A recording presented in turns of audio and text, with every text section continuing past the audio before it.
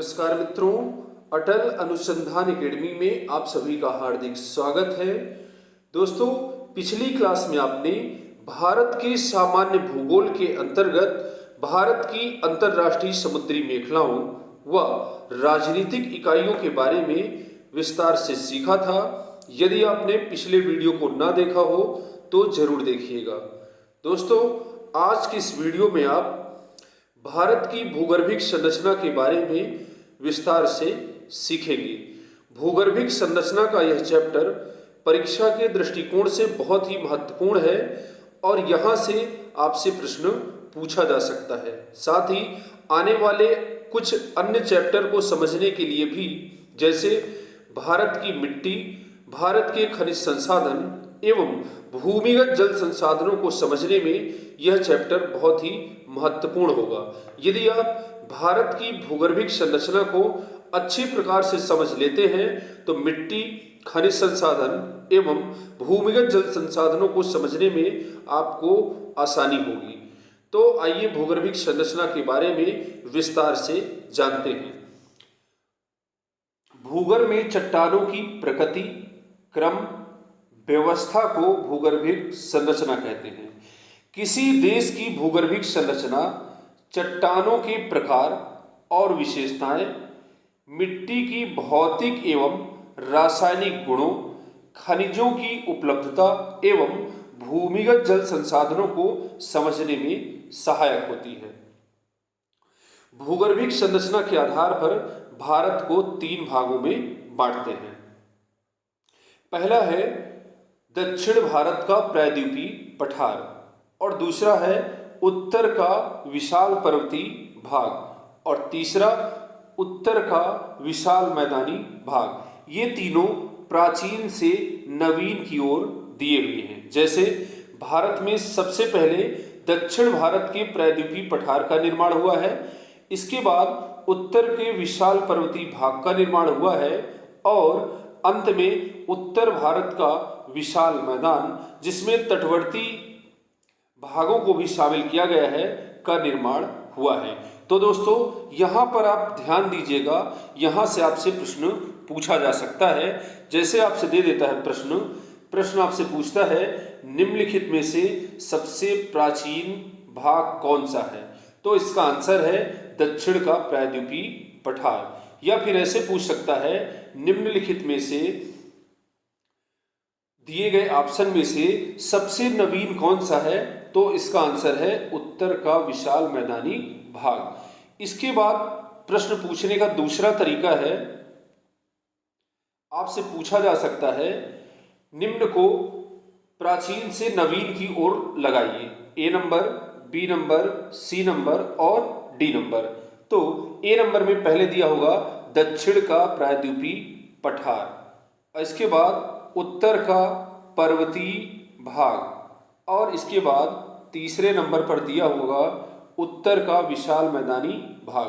तो ये वाला ऑप्शन सही है और इस सीरियल को बार बार अन्य ऑप्शन में इधर उधर कर देगा, गलत कर देगा, जिसमें से आपको प्राचीन से नवीन वाले सीरियल को आपको सिलेक्ट करना होगा। इसी तरह से दोस्तों, आपसे पूछा जा सकता है दिए गए ऑप्शन में से, विकल्प में से नवीन से प्राचीन की ओर लगाइए। तो आपको प्रश्न को अच्छी प्रकार से पढ़ना है कि प्राचीन से नवीन पूछा है या फिर नवीन से प्राचीन पूछा है। जैसे आपसे पूछ लेगा निम्न में से नवीन से प्राचीन की ओर क्रम कौन सा ऑप्शन सही है, तो पहला होगा इसमें मैदान, उत्तर भारत का विशाल मैदान होगा, इसके बाद पर्वतीय भाग होगा और लास्ट में पठार होगा। तो इस प्रकार से आपको ध्यान देना होगा, प्राचीन से नवीन की ओर पूछ रहा है या फिर नवीन से प्राचीन की ओर। कई बार मैंने देखा है बहुत सारे प्रतियोगी छात्र ऐसे होते हैं, जैसे वो प्राचीन से नवीन की ओर याद करके गए हैं और विभिन्न प्रतियोगी परीक्षाओं में पूर्व में पूछा गया था, किंतु जो परीक्षा देने जा रहा है उसमें नवीन से प्राचीन की ओर पूछा जाता है, किंतु वह प्रश्न पर ध्यान नहीं देता, प्राचीन से नवीन की ओर लगा देता है और उसका क्वेश्चन गलत हो जाता है। तो दोस्तों, ऐसा ना हो पाए, यदि आप प्रश्नों को अच्छी प्रकार से पढ़ते हैं तो कम से कम 2 से 3 प्रश्न आपके और भी सही हो जाते हैं। इसके बाद अब हम एक एक का विस्तृत रूप से अध्ययन करते हैं। तो पहला है दक्षिण भारत का प्रायद्वीपीय पठार। प्रायद्वीपीय भारत का पठार भारत का प्राचीनतम भाग है क्योंकि इसका निर्माण सर्वप्रथम हुआ है। प्रायद्वीपीय भारत की संरचना को निम्न भागों में 6 भागों में बांटा जाता है। तो सबसे प्राचीन भारत का प्रायद्वीपीय भाग है और प्रायद्वीपीय भाग को भी अलग अलग 6 भागों में प्राचीन से नवीन की ओर बांटा गया है। तो पहला है आर्कियन क्रम की चट्टानें, दूसरा है धारवाड़ क्रम की चट्टानें, तीसरा है कुडप्पा क्रम की चट्टानें, चौथा विंध्य क्रम, पांचवा गोंडवाना क्रम एवं छठवां है दक्कन ट्रैप। दोस्तों ये सभी प्राचीन से नवीन की ओर दिए हुए हैं और इनको आपको अच्छी प्रकार से याद करना चाहिए, क्योंकि आपसे प्रश्न पूछा जा सकता है दिए गए ऑप्शन में से, दिए गए विकल्प में से कौन सा सबसे प्राचीन है, सी और डी। तो इसमें आर्कियन क्रम की चट्टानें। और सबसे नवीन कौन सा है, तो यदि इन सभी 6 में देखा जाए तो दक्कन ट्रैप की चट्टानें। तो दोस्तों मेरी बात को आप समझ गए होंगे कि मैं आपसे क्या कहना चाहता हूँ। इन सभी को आपको सीरियल से याद कर लेना है और इन्हीं से पूछा जा सकता है कौन सी सबसे प्राचीन चट्टान है और कौन सी नवीन चट्टान है। इसके बाद अब एक एक करके अध्ययन करना है। तो पहले दोस्तों आप भारत के प्रायद्वीपीय भाग को देख लीजिए। पहली क्लास में मैंने आपको बताया था जो 3 तरफ से जल से घिरा भाग होता है इसको प्रायद्वीप कहते हैं।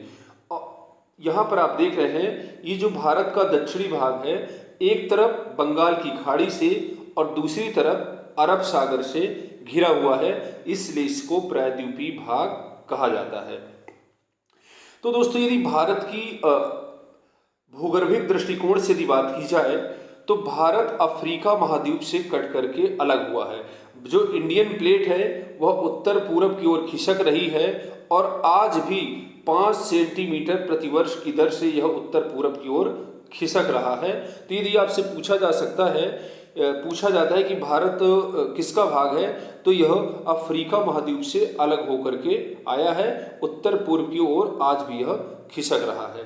तो सर्वप्रथम दोस्तों जब अफ्रीका से कट करके भारत आया तो भारत की जो आकृति थी वो ऐसी थी, ये पूरा दक्षिण में तटवर्ती भाग का निर्माण बाद में हुआ है। अगर तटवर्ती भाग को छोड़ दिया जाए, ये तटवर्ती भाग जो दिया हुआ है, तो ये भारत का मुख्य भाग होगा। इसमें पूरे मैप को मैं एक साथ नहीं दिखा सकता हूँ। इस प्रकार से भारत बना हुआ था, ये पूरा दक्षिण में। और ये तटवर्ती भाग का निर्माण बाद में हुआ और मैदानी भाग का भी निर्माण बाद में, पर्वतीय भागों का निर्माण भी बाद में हुआ है। तो अब हम प्रायद्वीपीय भारत को अलग अलग करके 6 भागों में पढ़ेंगे। आर्कियन क्रम की चट्टानें। आर्कियन शब्द का शाब्दिक अर्थ है सर्वाधिक प्राचीन अथवा पृथ्वी के प्राचीनतम भौमिकीय काल से संबंधित है। भारत में भौमिकीय इतिहास की शुरुआत इन्हीं चट्टानों से होती है। दोस्तों जैसे कि आप जानते हैं पृथ्वी अपनी प्रारंभिक अवस्था में क्या थी, पूरी तरह से एक का आग का गोला थी और पृथ्वी धीरे धीरे ठंडी होती गई और जिस पहली पपड़ी का निर्माण हुआ पृथ्वी के ठंडा होने के बाद, इसको कहते हैं आर्कियन युग की चट्टान। तो इसलिए यहाँ पर देख रहे हैं आर्कियन का शाब्दिक अर्थ है सर्वाधिक प्राचीन। तो सबसे पहली चट्टान पृथ्वी के ठंडा होने पर यही बनी है। तो भारत में भौमिकीय इतिहास की शुरुआत इन्हीं चट्टानों से होती है। ये चट्टानें रवेदार होती हैं, इसमें जीवाश्म का अभाव होता है। दोस्तों जब जो है लावा ज्वालामुखी उद्गार के दौरान जब लावा धीरे धीरे ठंडा होता है तब चट्टानों का निर्माण रवेदार होता है और जब लावा पृथ्वी को फाड़ करके बाहर निकल आता है, ये तो इसको बेसाल्ट लावा कहते हैं और यहाँ पर लावा जल्दी से ठंडा हो जाता है, इसलिए जो बाह्य आग्नेय चट्टान है वहाँ पर रवेदार चट्टानें नहीं पाई जाती हैं, क्योंकि तुरंत लावा ठंडा हो जाता है। किंतु आंतरिक भागों में जो चट्टान होती है, यहाँ पर क्या होता है, धीरे धीरे चट्टान ठंडी होती है, इसलिए इस पर रवे पाए जाते हैं, क्योंकि पृथ्वी धीरे धीरे ठंडी हुई है। इसके बाद दोस्तों ये नीस, ग्रेनाइट तथा शिस्ट प्रकार की चट्टानें हैं। पहले क्या है, जो ग्रेनाइट चट्टान है अत्यधिक तापमान एवं दाब के कारण नीस में बदल जाती है और नीस रूपांतरित होकर के शिस्ट में बदल जाती है। ठीक है, मुख्य हिमालय के गर्भ में इस प्रकार की चट्टानें पाई जाती हैं। तो ये वाला एक बार प्रश्न पूछा जा चुका है कि मुख्य हिमालय की गर्भ में किस प्रकार की चट्टानें पाई जाती हैं, तो इसका आंसर है आर्कियन क्रम की चट्टानें पाई जाती हैं। अब इनका वितरण क्या है, वितरण बंगाल नीस, बुंदेलखंड नीस एवं नीलगिरी नीस। महत्व क्या है, ये चट्टानें लोहा, तांबा, मैग्नीज एवं अभ्रक आदि खनिज संसाधनों से संपन्न है। एक बहुत ही महत्वपूर्ण पॉइंट है जिसको आपको याद रखना चाहिए, यहाँ पर नोट करके दिया हुआ है, बुंदेलखंड नीस भारत की सबसे प्राचीन चट्टानें हैं। तो दोस्तों अभी तक आपने देखा कि आर्कियन युग की चट्टान सबसे पुरानी है। इनमें जो बुंदेलखंड नीस है, बुंदेलखंड का जो पठार है, भारत का सबसे प्राचीनतम भाग माना जाता है। तो इसको आपको ध्यान में रखना होगा। अब इसके वितरण को आइए भारत के मानचित्र पर देखते हैं कि आर्कियन क्रम की चट्टान कहाँ कहाँ फैली हुई है। यहाँ पर ये मानचित्र दिया है और इसमें आर्कियन क्रम की चट्टानों को अच्छे प्रकार से समझाया गया है। यहाँ पर आप देख रहे हैं ये राजस्थान एवं गुजरात का भाग है और ये मध्य प्रदेश का मालवा क्षेत्र है और ये छत्तीसगढ़ का उत्तरी भाग, मध्य प्रदेश का उत्तरी पूर्वी भाग और यहाँ पर झारखंड में ये चट्टानें फैली हैं। इसी तरह से यहाँ पर ये उड़ीसा के दक्षिणी भाग में एवं छत्तीसगढ़ के दक्षिणी भाग में, और यदि इधर देखा जाए साउथ में तो इस चट्टान का विस्तार बहुत ही ज़्यादा है। यहाँ पर आप देख रहे हैं ये महाराष्ट्र के नीचे ये पूरा कर्नाटक है, केरल है, तमिलनाडु है और इधर आंध्र प्रदेश एवं तेलंगाना में इस प्रकार की चट्टान पाई जाती हैं। और ये भारत में सर्वाधिक क्षेत्रफल पर फैली हुई है। यहाँ पर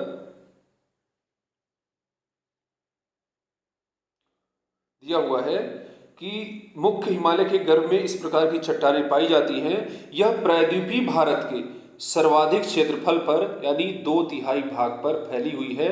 आपसे पूछा जा सकता है प्रायद्वीपीय भारत में सर्वाधिक क्षेत्रफल पर कौन सी क्रम की चट्टानें फैली हुई हैं, तो इसका आंसर है आर्कियन युग की चट्टानें। सबसे प्राचीन चट्टानें कौन सी हैं, तो आर्कियन युग की चट्टानें। हिमालय के गर्भ में कौन सी चट्टानें पाई जाती हैं, तो आर्कियन युग की चट्टानें। इसके बाद भारत का सबसे प्राचीनतम भाग कौन सा है, तो यह बुंदेलखंड का पठार। इसके बाद दोस्तों अगली चट्टान है धारवाड़ क्रम की चट्टानें। दोस्तों आर्कियन युग की चट्टानों के बनने के बाद पानी वर्षा और अपक्षय एवं अपरदन व जमाव की प्रक्रिया के कारण, अपरदन एवं जमाव के कारण धारवाड़ क्रम की चट्टानों की उत्पत्ति होती है। तो यहाँ पर आप देख रहे हैं इसका नामकरण कर्नाटक के धारवाड़ जनपद के आधार पर किया गया है। ये आर्कियन चट्टानों के अपरदन निक्षेपण से बनी परतदार चट्टान है।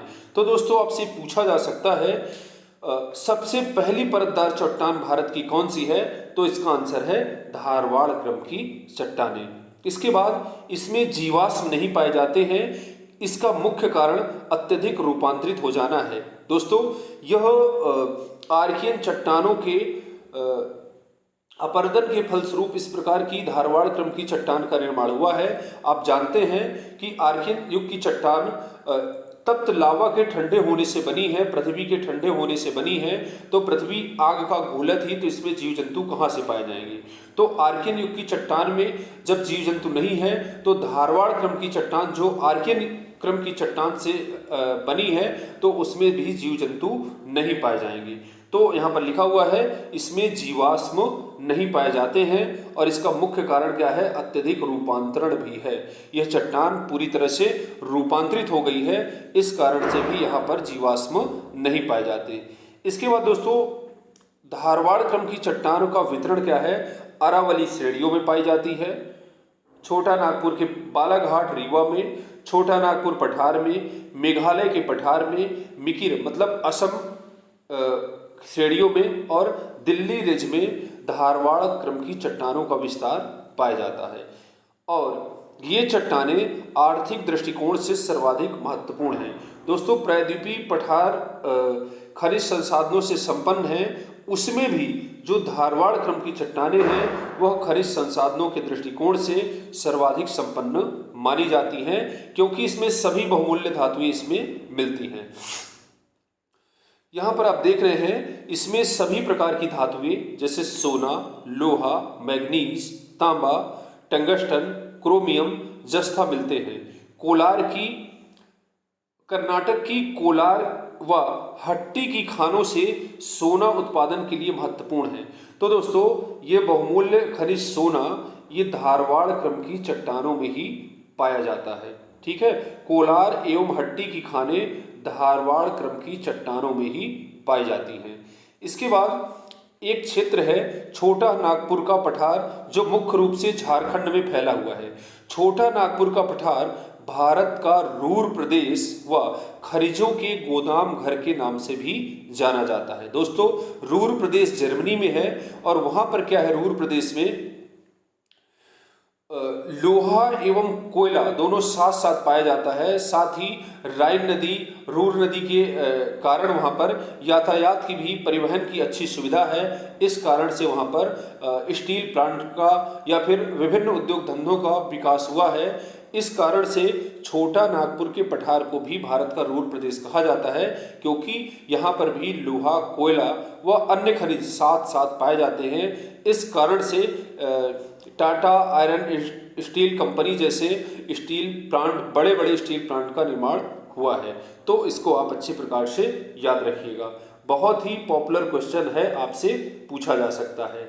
इसके बाद दोस्तों, धारवाड़ काल में ही बलित पर्वत के रूप में अरावली पर्वत का निर्माण हुआ है। ध्यान रखिएगा, अरावली पर्वत का निर्माण धारवाड़ काल में ही हुआ है। इसके बाद यह विश्व का सर्वाधिक प्राचीनतम मोड़दार पर्वत है। अब यह अवशिष्ट पर्वत के रूप में विद्यमान है। दोस्तों, इसका अपरदन हुआ है, इस कारण से यह अवशिष्ट बचा कुचा पर्वत कहा जाता है। किंतु जिस समय इस पर्वत का निर्माण हुआ था, इसका क्षेत्र ये बहुत बड़े क्षेत्रफल पर फैला हुआ था। यदि आज के दृष्टिकोण से देखें तो अरावली पर्वत इस तरह से यहाँ राजस्थान में फैला हुआ है, किंतु बहुत ही पुराने समय पर इसका विस्तार बहुत सारे विद्वान मानते हैं कि यह लक्षद्वीपों तक है, और लक्षद्वीपों का निर्माण अरावली पर्वत के ही उठे हुए भाग है। ये इसको विद्वान मानते हैं कि अरावली पर्वत दक्षिण तक फैला हुआ था, उसके ऊपर के जो उठे हुए भाग हैं, अवशिष्ट भाग हैं, उसी पर लक्षद्वीप बसा हुआ है। यह विश्व का सर्वाधिक प्राचीन मोड़दार पर्वत है। ये बहुत ही महत्वपूर्ण प्रश्न है। यह न केवल भारत का अपितु विश्व का सर्वाधिक प्राचीन मोड़दार पर्वत है। ठीक है दोस्तों, इसको आप अच्छी प्रकार से याद रखिएगा। यह अवशिष्ट पर्वत के रूप में विद्यमान है, क्योंकि अपरदन के कारण इसका क्षरण बहुत अधिक मात्रा में हुआ है। अब धारवाड़ क्रम की चट्टानों को आप मानचित्र पर देखेंगे तो यहाँ पर आप देख रहे हैं धारवाड़ क्रम की चट्टानों का वितरण, और यह प्रथम अवसादी चट्टान है। इसका वितरण यहाँ जम्मू कश्मीर में, हिमाचल प्रदेश में और अरावली क्षेत्र में, यहाँ पर राजस्थान के दक्षिणी पूर्वी भाग में और गुजरात के उत्तरी पूर्वी भाग में पाई जाती है। यहाँ पर मध्य प्रदेश और महाराष्ट्र के बीच में देख रहे हैं, और इधर कर्नाटक में, कर्नाटक के धारवाड़ जिले के आधार पर इसका नाम धारवाड़ पड़ा है, और ये कर्नाटक में ही सर्वाधिक मात्रा में पाई जा रही है। और इधर झारखंड, उड़ीसा में भी इसका विस्तार पाया जाता है। इसके बाद दोस्तों अगली आती है कुडप्पा क्रम की चट्टानें। इनका नामकरण आंध्र प्रदेश के कुडप्पा जनपद के आधार पर हुआ है। इनका निर्माण धारवाड़ क्रम की चट्टानों के अपक्षय व निक्षेपण से हुआ है। तो दोस्तों सर्वप्रथम आर्कियन क्रम की चट्टान बनी और उसका अपरदन व निक्षेपण हुआ तो धारवाड़ का निर्माण हुआ, और धारवाड़ चट्टान के अपर्दन व निक्षेपण से कुडप्पा क्रम की चट्टानों का निर्माण होता है। इसमें भी जीवाश्म नहीं पाए जाते। अब देखते हैं इसका वितरण कहाँ कहाँ पे है, यह चट्टान कहाँ कहाँ फैली हुई है। आंध्र प्रदेश के कुडप्पा एवं कुर्नूल जनपद में इसका विस्तार पाया जाता है। इसके बाद छत्तीसगढ़ क्षेत्र, राजस्थान क्षेत्र एवं दिल्ली क्षेत्र में भी इसका विस्तार है। यह चट्टान आर्थिक दृष्टिकोण से धारवाड़ क्रम की चट्टान की अपेक्षा कम महत्वपूर्ण है। तो अगर आपसे पूछा जाता है कि आर्थिक दृष्टिकोण से सर्वाधिक महत्वपूर्ण चट्टान कौन सी है, तो इसका आंसर है धारवाड़ क्रम की चट्टान। इसमें क्या है दोस्तों, बलुआ पत्थर, क्वार्टजाइट, स्लेट, संगमरमर, चूने का पत्थर पाया जाता है। तो इस संगमरमर, क्वार्टजाइट और बलुआ पत्थर इस चट्टान में पाया जाता है। राजस्थान का मकराना जो संगमरमर है बहुत ही प्रसिद्ध है, सर्वोत्तम किस्म का संगमरमर माना जाता है। इसके बाद बात करते हैं विंध्यन क्रम की चट्टानें। इनका नामकरण विंध्य पहाड़ियों के नाम पर हुआ है। ये धारवाड़ क्रम की चट्टानों का विस्तार आपने देख ही लिया है। इसके बाद कुडप्पा क्रम की चट्टानों का वितरण यहाँ पर पहले आप देख लीजिए।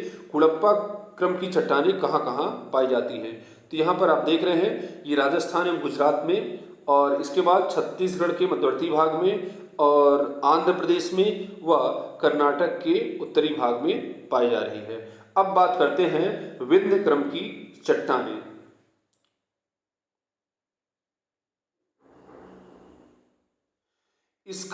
इनका नामकरण विंध्य पहाड़ियों के नाम पर हुआ है।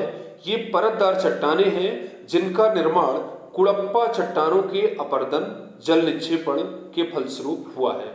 विंध्य पर्वत गंगा के मैदान एवं दक्कन के पठार के मध्य जल विभाजक रेखा बनाता है। तो दोस्तों यहाँ पर आप देख रहे हैं कुडप्पा चट्टानों के अपर्दन के फलस्वरूप विंध्य क्रम की चट्टानों का निर्माण हुआ है। इसके बाद विंध्य पर्वत गंगा के मैदान एवं दक्कन के पठार के मध्य जल विभाजक बनाता है। दोस्तों कई बार पूछा भी जाता है उत्तर भारत एवं दक्षिण भारत के मध्य जल विभाजक का कार्य कौन करता है, तो इसका आंसर है विंध्य पर्वत। इसके उत्तर में गंगा नदी तंत्र पाया जाता है और इसके दक्षिण में दक्षिण भारत की नदियों का अपवाह फैला हुआ है। तो इसको आप अच्छे प्रकार से याद रखिएगा कि उत्तर एवं दक्षिण भारत के बीच जल विभाजक का कार्य विंध्य पर्वत करता है। इसके बाद इनका वितरण पूर्व में झारखंड के सासाराम व रोहतास क्षेत्र से लेकर पश्चिम में राजस्थान के चित्तौड़गढ़ तथा उत्तर प्रदेश से लेकर दक्षिण में होशंगाबाद तक इसका विस्तार पाया जाता है। इसमें चूना पत्थर, बलुआ पत्थर, चीनी मिट्टी प्राप्त होता है।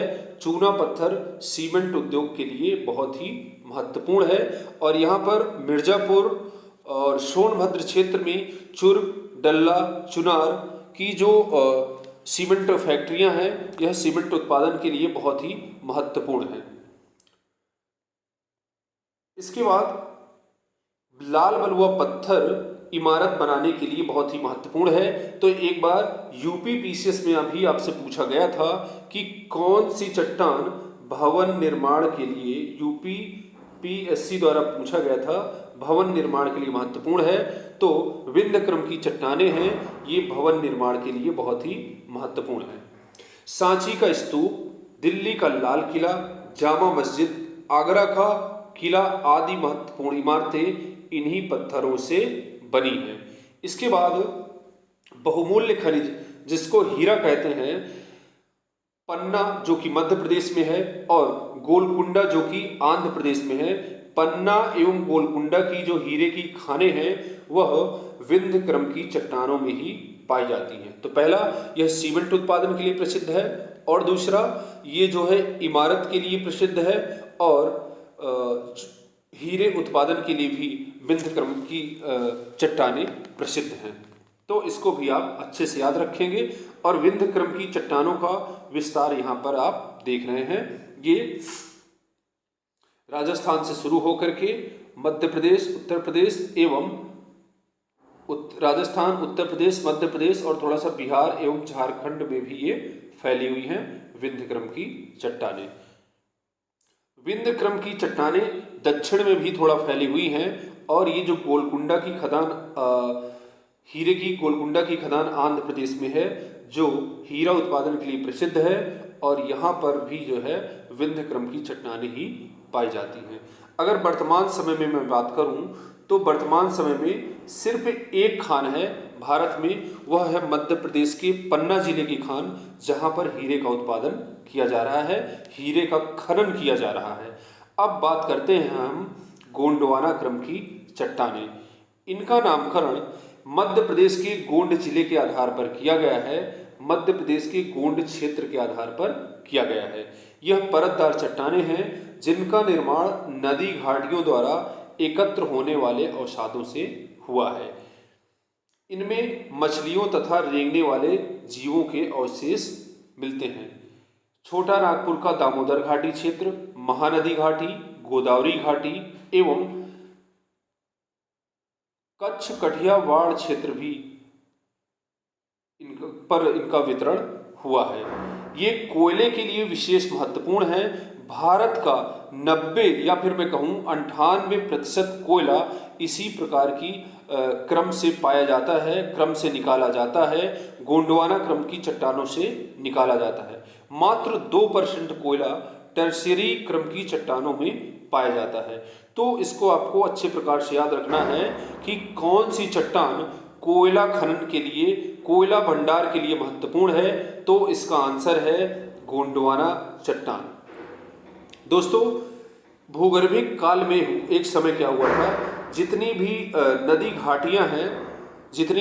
घाटियां हैं, दामोदर घाटी और गोदावरी घाटी, कृष्णा घाटी, यहाँ पर क्या हुआ था, बड़ी बड़ी खाइयों का निर्माण हो गया था, मतलब बड़ी बड़ी भ्रंश पड़ गए थे।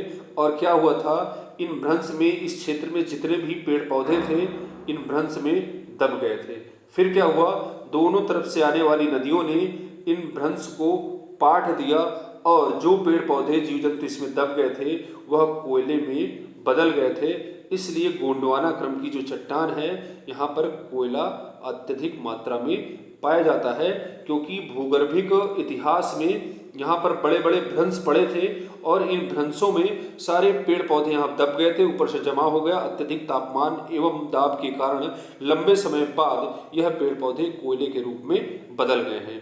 तो पूछा जा सकता है कौन सी चट्टान कोयला उत्पादन के लिए प्रसिद्ध है। आप जानते हो कोयला भंडार के लिए प्रसिद्ध है, तो आप जानते हो कि जो महानदी घाटी का क्षेत्र है, वो चाहे दामोदर घाटी का क्षेत्र हो, गोदावरी घाटी का क्षेत्र हो, कच्छ कठियावाड़ राजस्थान का क्षेत्र हो, यह सब कोयला उत्पादन के लिए, कोयला खनन के लिए महत्वपूर्ण है। अब दोस्तों बात करते हैं दक्कन ट्रैप की। दरारी उद्भेदन से सोपानिक संरचना वाले ज्वालामुखी पठार को दक्कन पठार कहते हैं। इसका निर्माण बेसाल्ट लावा के प्रवाह से हुआ है। दक्कन ट्रैप का विस्तार गुजरात, महाराष्ट्र, मध्य प्रदेश एवं कर्नाटक तक है। ये लगभग 5 लाख वर्ग किलोमीटर क्षेत्र में फैला हुआ है।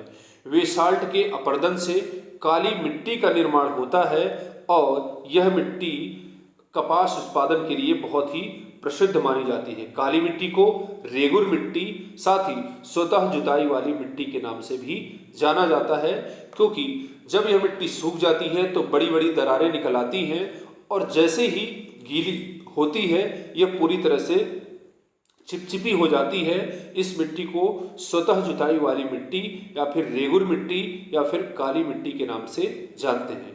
तो आइए देखते हैं दक्कन ट्रैप का निर्माण कैसे होता है। दोस्तों, जो ज्वालामुखी का उद्गार होता है, ज्वालामुखी का उद्गार 2 तरह से होता है। एक केंद्रीय उद्गार वाले ज्वालामुखी, केंद्र से लावा का प्रवाह होता है, और दूसरा होता है दरारी उद्भेदन। एक दरार पड़ जाती है और दरार से पतला मैग्मा जो कि बाहर निकल आ जाता है, उसको लावा कहते हैं, वह दरार के दोनों तरफ फैलता जाता है। तो दोस्तों, जब मैंने पहले ही बताया था कि भारत अफ्रीका से कट करके इधर उत्तर पूर्व की ओर खिसकते हुए इधर आ गया है और प्रतिवर्ष 5 सेंटीमीटर की दर से आज भी भारत उत्तर पूर्व की ओर खिसक रहा है। तब दोस्तों क्या हुआ, यहाँ पर भूगर्भिक इतिहास में भारत में जब ये अलग हुआ तो एक दरार पड़ी। जब दरार पड़ी तो क्या हुआ, यहाँ से बहुत सारा पतला लावा निकला और दोनों तरफ फैलने लगा। तो पहली बार जब लावा निकला तो ये उदाहरण के लिए मैं आपको दे रहा हूँ, यह 5 किलोमीटर तक फैल गया पहली बार। और जब दोबारा उद्गार हुआ इसी दरार से तब वह 4 किलोमीटर फैला। इसके बाद 3 किलोमीटर, 2 किलोमीटर और 1 किलोमीटर। तो दोस्तों यहाँ पर आप देख रहे हैं ये लावा एक ही बार यहाँ तक गया है, तो यहाँ तक ये पतला होगा, इसकी अपेक्षा ये वाला ऊंचा होगा, इसकी अपेक्षा ये ऊंचा होगा, ये ऊंचा होगा, ये ऊंचा होगा। इसका मतलब जैसे जैसे आप दरार से दूर हटते जाएंगे, यह जो दक्कन ट्रैप है यह जो है क्या होगा, पतली होती जाएगी और दरार के पास आते जाएंगे तो यह मोटी होती जाएगी। इसको ट्रैप क्यों कहते हैं, क्योंकि इसमें लावे का सीढ़ी नुमा जमाव हुआ है। पहले क्या हुआ था, लावे का प्रवाह दूर तक हुआ, यहाँ पर दरार पड़ी, लावे का प्रवाह दूर तक हुआ, यहाँ तक फैल गया। इसके बाद अगली बार जब लावे का प्रवाह हुआ थोड़ा कम था, यहाँ तक आया, फिर क्या हुआ, यहाँ तक आया, फिर यहाँ तक। इस प्रकार से यहाँ पर ये जो सीढ़ी बनी इन्हीं को कहते हैं ट्रैप। इस प्रकार से दक्कन ट्रैप का निर्माण हुआ। दोस्तों, दक्कन ट्रैप यह बेसाल्ट लावा प्रवाह से बनी है और इसका विस्तार महाराष्ट्र, गुजरात, मध्य प्रदेश एवं कर्नाटक के उत्तर में 5 लाख वर्ग किलोमीटर क्षेत्रफल पर फैला है, लेकिन इसका सर्वाधिक विस्तार महाराष्ट्र में पाया जाता है, जैसा कि आपने अभी ऊपर देखा है।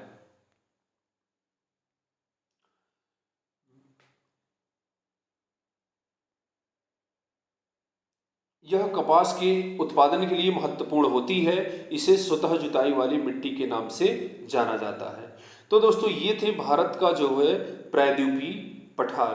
तो प्रायद्वीपीय पठार के बारे में मैंने आपको विस्तृत रूप से समझाने का प्रयास किया है। मुझे उम्मीद है आपको बहुत ही अच्छी प्रकार से समझ में आया होगा और किसी प्रकार के प्रश्न को लेकर के आपके मन में कोई शंका है तो आप जो है कमेंट करके मुझसे पूछ सकते हैं या फिर मेरे नंबर पर कॉल करके भी पूछ सकते हैं।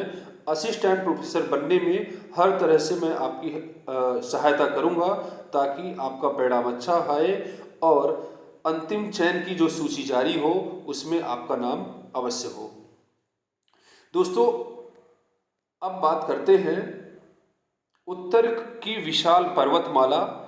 तो जब प्रायद्वीपीय पठार का निर्माण हुआ इसके बाद उत्तर की विशाल माला पर्वतमाला, जिसको टर्सरी सिस्टम कहते हैं, तृतीय क्रम की चट्टान कहते हैं, का निर्माण होता है। तो आइए देखते हैं हिमालय का निर्माण कैसे होता है। हिमालय की उत्पत्ति आज से 6 से 7 करोड़ वर्ष पूर्व टर्सरी युग में टेथिस सागर के मलबे में मोड़ पड़ने के कारण हुई थी। इसकी उत्पत्ति के संबंध में कोबर का भूसन्नति सिद्धांत एवं हैरी हेस का प्लेट टेक्टोनिक सिद्धांत बहुत ही महत्वपूर्ण है। तो आपको याद रखना है हिमालय की उत्पत्ति कब हुई, टर्सरी युग में हुई। कितने वर्ष पूर्व, 6 से 7 करोड़ वर्ष पूर्व। कोबर ने भूसन्नति सिद्धांत में भूसन्नति को पर्वतों का पालना कहा है, क्योंकि इन्हीं भूसन्नतियों के ऊपर ही पर्वतों का निर्माण होता है। इसके बाद उनके अनुसार आज से 7 करोड़ वर्ष पूर्व हिमालय के स्थान पर टेथिस सागर था, जो इसके उत्तर में अंगारा लैंड एवं दक्षिण में गोंडवाना लैंड नामक 2 दृढ़ भूखंड स्थित थे। ये दोनों भूखंडों के अवसादों का टेथिस भूसन्नति में जमा होने से इन अवसादों का अवतरण होता रहा। तत्पश्चात दोनों भूखंड संचलन के कारण पास आने लगी, जिससे पर्वत की उत्पत्ति अर्थात टेथिस भूसन्नति में जमा होते रहे तथा मलबे में दबाव पड़ा और वलित पर्वत की उत्पत्ति हो गई।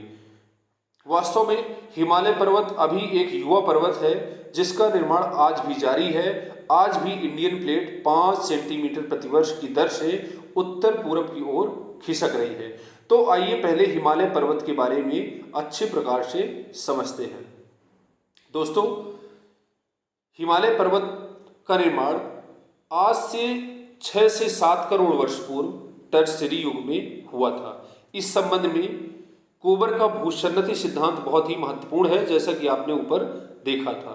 तो ये हिमालय यहाँ पर दिख रहा है, यह भारत का मानचित्र है। यहाँ पर दोस्तों क्या था, ये जहाँ पर आज हिमालय है वहाँ पर पहले टेथिस सागर था, जिसको टेथिस भूसन्नति भी कहते हैं। यह छिछला सागर था, यहाँ पर जल भरा हुआ था, छिछला सागर था और धीरे धीरे दोनों तरफ से आने वाली नदियाँ इसको पाट रही थी। इसके दक्षिण में एक दृढ़ भूखंड था जिसका नाम था गोंडवाना लैंड, और इसके उत्तर में एक दृढ़ भूखंड था जिसका नाम था अंगारा लैंड। क्या नाम था इसका? अंगारा लैंड। तो दोस्तों क्या हुआ, गोंडवाना लैंड से नदियां उत्तर की ओर जा करके इसको क्या करती थी, पाटती थी। यहाँ से जो भी नदियां जाती थी सेडिमेंट्स लेकर के हिमालय टेथिस भूसन्नति क्षेत्र में इसको पाट देती थी। इसी तरह से अंगारा लैंड की ओर से आने वाली नदियां भी इसको जो है पाटती रही। इसके बाद क्या हुआ, इस पर बराबर जमाव होता रहा और ये पूरी तरह से छिछला हो गया, तो यह भूसन्नति का रूप धारण कर लिया। यहाँ ये टेथिस सागर का विस्तार पहले इधर क्या था, वर्तमान समय में जो ये मैदान है यहाँ पर टेथिस सागर था, अरब सागर इधर बंगाल की खाड़ी और ये अरब सागर दोनों आपस में मिले हुए थे। इसके भूगर्भिक प्रमाण भी वर्तमान समय में मिलते हैं।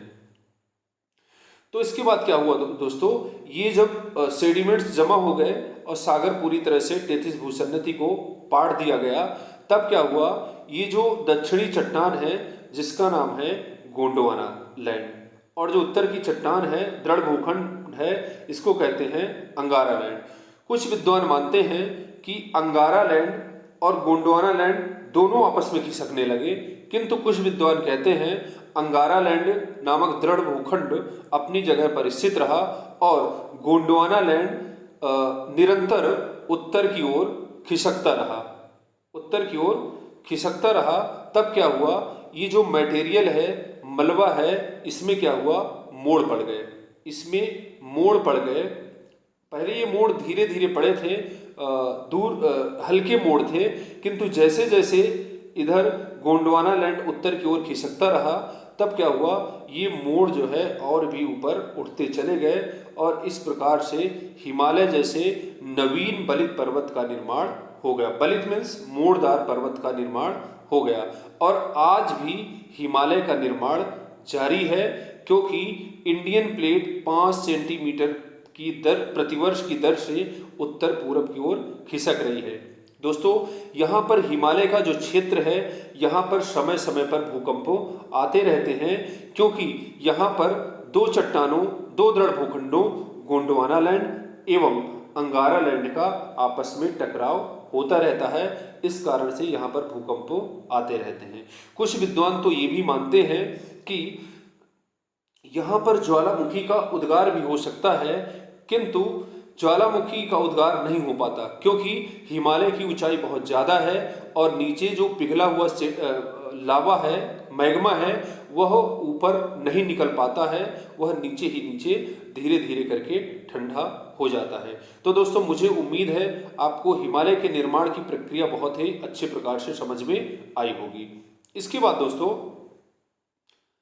अब बात करते हैं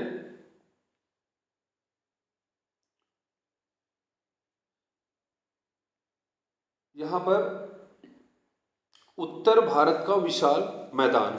उत्तर भारत के विशाल मैदान की बात करते हैं तो पहले प्रायद्वीपीय पठार बन गया, इसके बाद उत्तर का पर्वतीय भाग बना और इसके बाद हिमालय से निकलने वाले सेडिमेंट्स के जमाव से उत्तर भारत के विशाल मैदान का निर्माण हुआ है। तो यह नवीन भूखंड है जो हिमालय की उत्पत्ति के बाद बना है। हिमालय व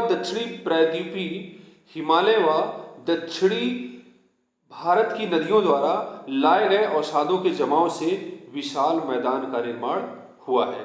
ये पुराने जलोढ़ को बांगड़ एवं नवीन जलोढ़ मिट्टी को खादर मिट्टी या नवीन जलोढ़ निक्षेप कहते हैं। तो दोस्तों यहाँ पर नवीन जलोढ़, बांगड़ और खादर की कॉन्सेप्ट आप समझ लीजिए। मान लीजिए नदियां हैं, यहाँ पर नदी बह रही है और हर साल यहाँ पर बाढ़ का पानी पहुँच जाता है। तो ऐसा क्षेत्र जहाँ पर नदियों के दोनों तरफ हर साल बाढ़ का पानी पहुँच जाता है, इसको कहा जाता है खादर। यह जो है नवीन जलोढ़ मिट्टी वाला क्षेत्र है, यह बहुत ही उपजाऊ होता है। और दूसरी तरफ एक ऐसा क्षेत्र जहाँ पर आज से 50-60 साल पहले तो पानी पहुँचता था, किंतु अब बाढ़ का पानी नहीं पहुँच पाता है, तो इसको बांगड़ क्षेत्र कहते हैं। यह उपजाऊ कम होता है। तो खादर को नवीन जलोढ़ मिट्टी एवं बांगड़ क्षेत्र की मिट्टी को पुरानी जलोढ़ मिट्टी कहा जाता है। यह कृषि के दृष्टिकोण से सर्वाधिक महत्वपूर्ण है और इसका वितरण है गंगा, सिंधु एवं ब्रह्मपुत्र का जो मैदान है, यहीं पर इसका वितरण पाया जाता है। दोस्तों, जो उत्तर भारत का विशाल मैदान बहुत ही उपजाऊ है और ये पूरे विश्व को साल भर बैठे बैठे खिला सकता है, यदि अच्छे प्रकार से यहाँ पर उत्पादन कर लिया जाए तो। एक महत्वपूर्ण प्रश्न है, जो राजस्थान का क्षेत्र है, यह उत्तर भारत के विशाल मैदान के अंतर्गत आता है, न कि पठार के अंतर्गत। इस प्रकार का भी प्रश्न कई बार प्रतियोगी परीक्षाओं में पूछा गया है। तो दोस्तों, ये थी भारत की भूगर्भिक संरचना। एक बार ध्यान से इसको देखिए। पहले मैंने बताया है कि भारत की भूगर्भिक संरचना को मुख्य रूप से 3 भागों में बांटा गया है। दक्षिण का प्रायद्वीपीय पठार, उत्तर का विशाल पर्वतीय भाग और उत्तर भारत का विशाल मैदानी भाग। इसके बाद दक्षिण भारत का प्रायद्वीपीय पठार, जिसको मुख्य रूप से 6 भागों में बांटा गया है और सभी को आपने विस्तृत रूप से एक करके पढ़ा है। अब इसकी पुनरावृत्ति करना उचित नहीं होगा। इसके बाद तृतीय क्रम की चट्टानों को आपने पढ़ा है, जिसमें हिमालय के निर्माण की बात हुई है। और इसके बाद सबसे अंत में यहाँ पर भारत के विशाल मैदान का निर्माण, अंत में भारत के विशाल मैदान का निर्माण होता है और समुद्र तटीय मैदानों का भी निर्माण होता है। तो दोस्तों, ये थी आज की महत्वपूर्ण चैप्टर और मुझे उम्मीद है आपको पूरी तरह से समझ में आ गया होगा। अगर किसी प्रकार की कोई शंका है तो आप मेरे नंबर 8543856728 पर कॉल करके अपनी समस्या का, अपनी शंका का समाधान करा सकते हैं। तो दोस्तों, आज के लिए बस इतना ही। मिलते हैं नेक्स्ट वीडियो में। पूरा वीडियो देखने के लिए बहुत बहुत सा धन्यवाद। यदि आपको वीडियो अच्छा लगा हो तो वीडियो को लाइक करिए, चैनल को सब्सक्राइब करिए व अधिक से अधिक लोगों के बीच में शेयर करिए। धन्यवाद।